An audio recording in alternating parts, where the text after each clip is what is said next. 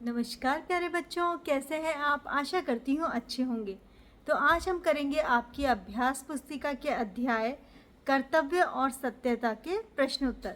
शुरू करने से पहले आपसे गुजारिश है, मेरे चैनल को प्लीज़ सब्सक्राइब करें, एक कमेंट ज़रूर लिखें और अभी टाइम निकाल के प्लीज़ एक ये लाइक का बटन ज़रूर दबा दें। तो चलिए शुरू करते हैं। पहला प्रश्न, हम लोगों का परम धर्म क्या है? उत्तर, हम लोगों का परम धर्म कर्तव्य करना है। दूसरा प्रश्न, कर्तव्य करने का आरंभ पहले कहाँ से शुरू होता है? उत्तर, कर्तव्य करने का आरंभ पहले अपने घर से शुरू होता है। तीसरा प्रश्न, कर्तव्य किस पर निर्भर है? उत्तर, कर्तव्य न्याय पर निर्भर है। प्रश्न 4, कर्तव्य करने से क्या बढ़ता है? उत्तर, कर्तव्य करने से सम्मान बढ़ता है। पांचवा प्रश्न, धर्म पालन करने से सबसे अधिक बाधा क्या है? उत्तर, धर्म पालन करने में सबसे बड़ी बाधा चित्त की चंचलता और मन की निर्बलता है। छठा प्रश्न, मन ज़्यादा देर तक दुविधा में पड़ा रहा तो क्या आग घेरेगी? उत्तर, मन ज़्यादा देर तक दुविधा में पड़ा रहा तो स्वार्थ परकता आग घेरेगी। सातवां प्रश्न, झूठ बोलने का परिणाम क्या होगा? उत्तर, झूठ बोलने का परिणाम दुख और संताप होगा। किसे सबसे अधिक ऊंचा स्थान देना उचित है? उत्तर, सत्य को सबसे ऊंचा स्थान देना उचित है। नवा प्रश्न, जो मनुष्य सत्य बोलता है वह किससे दूर भागता है? उत्तर, जो मनुष्य सत्य बोलता है वह झूठ से दूर भागता है। 10वां प्रश्न, किन से सभी घृणा करते हैं? उत्तर, झूठ बोलने वालों से सभी घृणा करते हैं। अगला प्रश्न, घर और समाज में मनुष्य का जीवन किन किन के प्रति कर्तव्यों से भरा पड़ा है? उत्तर, घर और समाज में मनुष्य का जीवन बहुत सारे कर्तव्यों से भरा पड़ा है। मनुष्य के कर्तव्यों का आरंभ सबसे पहले अपने घर से शुरू होता है।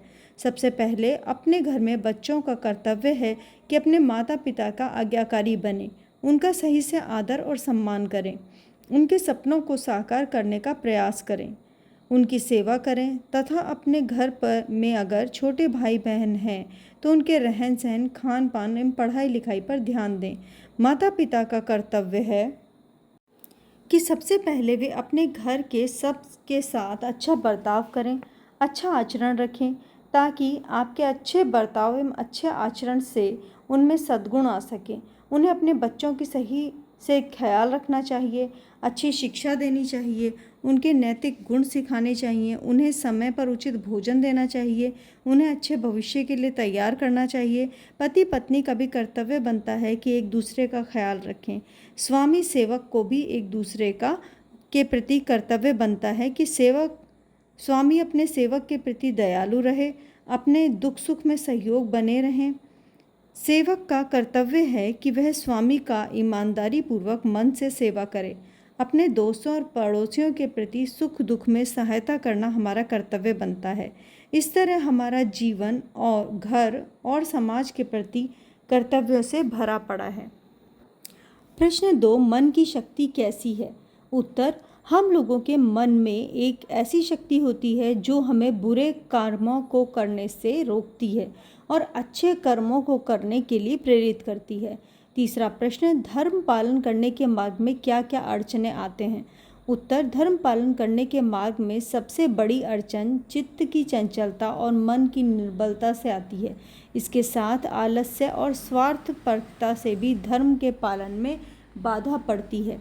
चौथा प्रश्न, अंग्रेजी जहाज बीच समुद्र में डूबते समय पुरुषों ने कैसे अपना धर्म निभाया? एक समय की बात है, अंग्रेजी जहाज बीच समुद्र में था, उसमें छेद हो गया, उसमें पानी भरना शुरू हो गया। उस जहाज में बहुत सी स्त्रियां और पुरुष थे। पुरुषों ने बचने का बहुत प्रयास किया, परंतु जब कोई उपाय सफल नहीं हुआ तब पुरुषों ने सभी स्त्रियों को नाव पर चढ़ाकर विदा कर दिया। जितने पुरुष उस पोत में थे वे जहाज के ऊपर चढ़कर ईश्वर को धन्यवाद दिया, लेकिन पुरुष अपना प्राण बचाने के प्रयास नहीं किया। धीरे धीरे पोत में पानी भर गया और वह डूब गया। इस तरह अंग्रेजी जहाज बीच समुद्र में डूबते समय पुरुषों ने अपना धर्म निभाया।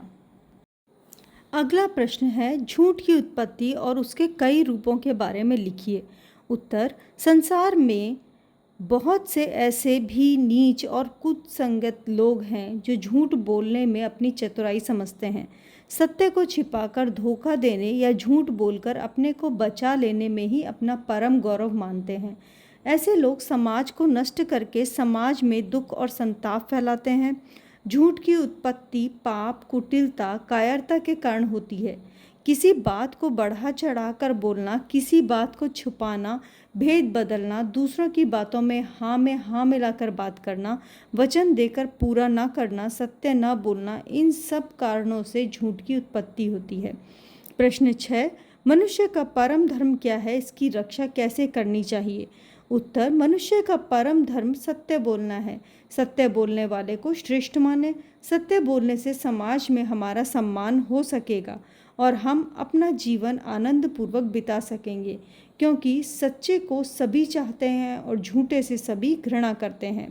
प्रश्न 7, कर्तव्य पालन और सत्यता के बीच घनिष्ठ संबंध है, कैसे? स्पष्ट कीजिए। उत्तर, जो मनुष्य अपना कर्तव्य ईमानदारी पूर्वक करता है वह अपने वह कामों और वचनों में सत्यता रखता है, वह मनुष्य अपने कार्यों में सफलता पा सकता है, क्योंकि संसार कोई काम झूठ बोलने से ज़्यादा दिन तक नहीं चल सकता। यदि किसी के घर में सभी लोग झूठ बोलने लगेंगे तो उस घर में कोई काम ठीक से नहीं हो सकेगा और सब लोग दुख भोगेंगे। इस तरह से कर्तव्य पालन और सत्यता के बीच घनिष्ठ संबंध होता है। अगला प्रश्न है, संदर्भ स्पष्टीकरण दीजिए। पहला, जिधर देखो उधर ही कर्तव्य देख पड़ते हैं। प्रसंग, प्रस्तुत वाक्य को लेखक डॉक्टर श्याम सुंदर दास द्वारा लिखित कर्तव्य और सत्यता पाठ से लिया गया है। संदर्भ, प्रस्तुत वाक्य को लेखक डॉक्टर श्याम सुंदर दास ने लोगों से कहा।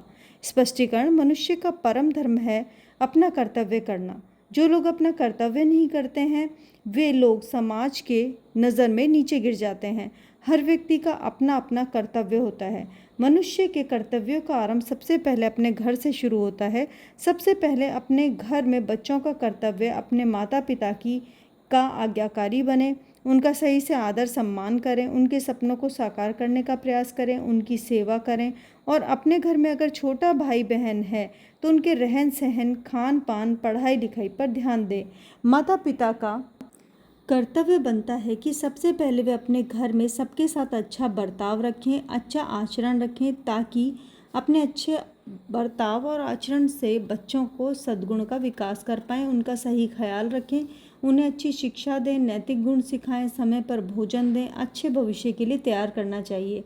पति पत्नी का भी एक दूसरे का ख्याल रखना चाहिए। स्वामी और सेवक को भी एक दूसरे के प्रति कर्तव्यों का पालन करना चाहिए। स्वामी को सेवक के प्रति दयालु रहना चाहिए और सेवक को स्वामी का ईमानदारी पूर्वक मन से सेवा करनी चाहिए। अपने दोस्तों और पड़ोसियों के सुख दुख में भी सहायता करनी चाहिए। विशेषता, परिवार और समाज के प्रति जो मेरा कर्तव्य बनता है उसे हम कर्तव्य को ईमानदारी पूर्वक करना चाहिए। आगे है दूसरा, कर्तव्य करना न्याय पर निर्भर करता है। प्रसंग, प्रस्तुत वाक्य को लेखक डॉक्टर श्याम सुंदर दास द्वारा लिखित कर्तव्य और सत्यता पाठ से लिया गया है। संदर्भ, प्रस्तुत वाक्य को लेखक डॉक्टर श्याम सुंदर दास ने लोगों से कहा है। स्पष्टीकरण, कर्तव्य का पूरा पालन करना मनुष्य का परम धर्म है। अपना न्यायपूर्वक कर्तव्य करने से मनुष्य के चरित्र की शोभा बढ़ती है। इसीलिए कहा गया है कि कर्तव्य करना न्याय पर निर्भर है। विशेषता, न्यायपूर्वक कर्तव्य करने से ही मनुष्य के चरित्र की शोभा बढ़ती है। तीसरा, इसीलिए हमारा यह धर्म है कि हमारी आत्मा जो कहे उसके अनुसार हम करें।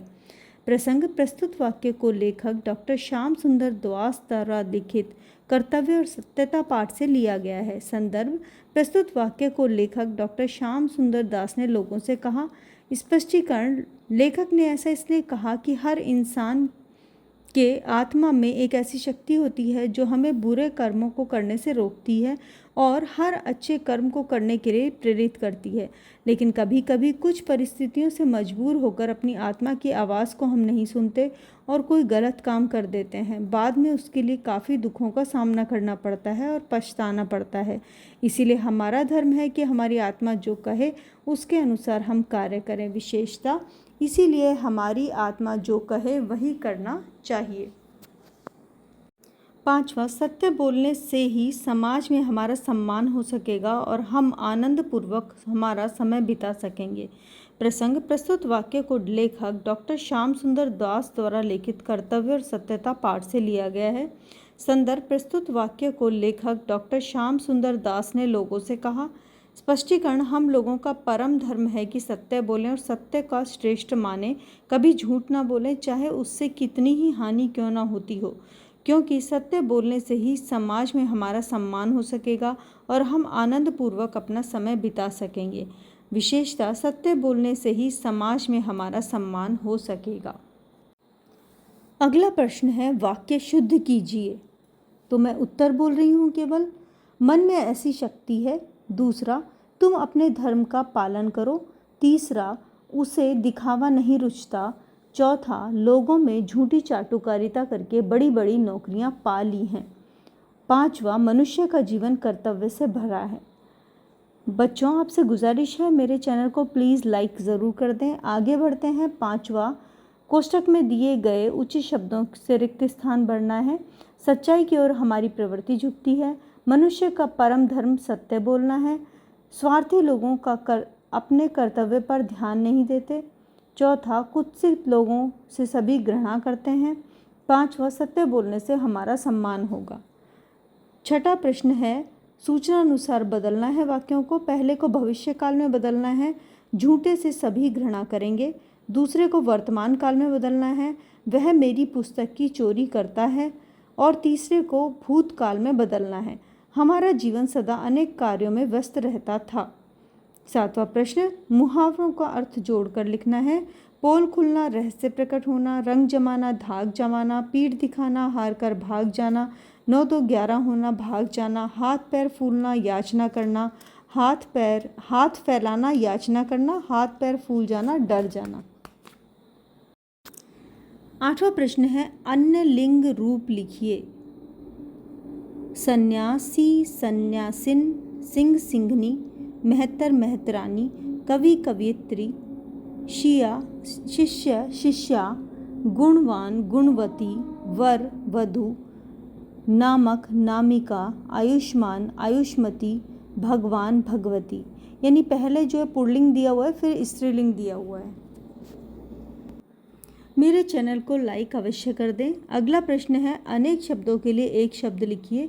बच्चों के लिए उपयोगी, बालोपयोगी, जिसका रूप अच्छा न हो कुरूप, जो दिखाई न पड़े अदृश्य, जो छिपाने योग्य हो गोपनीय, जो परिचित न हो अपरिचित, आलोचना करने वाला आलोचक, जिसकी तुलना न की जा सके अतुलनीय, रास्ता दिखाने वाला मार्गदर्शक। 10वां है, निम्नलिखित शब्दों के साथ उपसर्ग जोड़कर नए शब्द बनाइए। तो इसमें है पहला चरित्र, इसके साथ कुउपसर्ग जोड़ा गया है।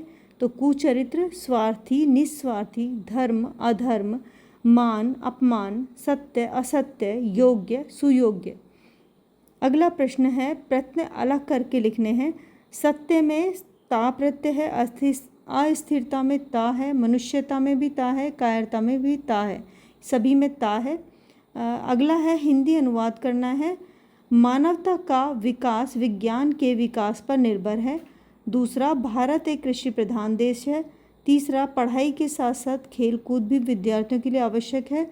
चौथा, हर राज्य की अपनी एक भाषा होती है। बेंगलोर सूचना तकनीकी का केंद्र कहा जाता है। विद्यार्थीगण खेल के मैदान में खेल रहे हैं। इसी के साथ ये अध्याय समाप्त होता है। आशा करती हूँ आपको अच्छा लगा होगा। चैनल को सब्सक्राइब करें और एक कमेंट करना ना भूलें। धन्यवाद।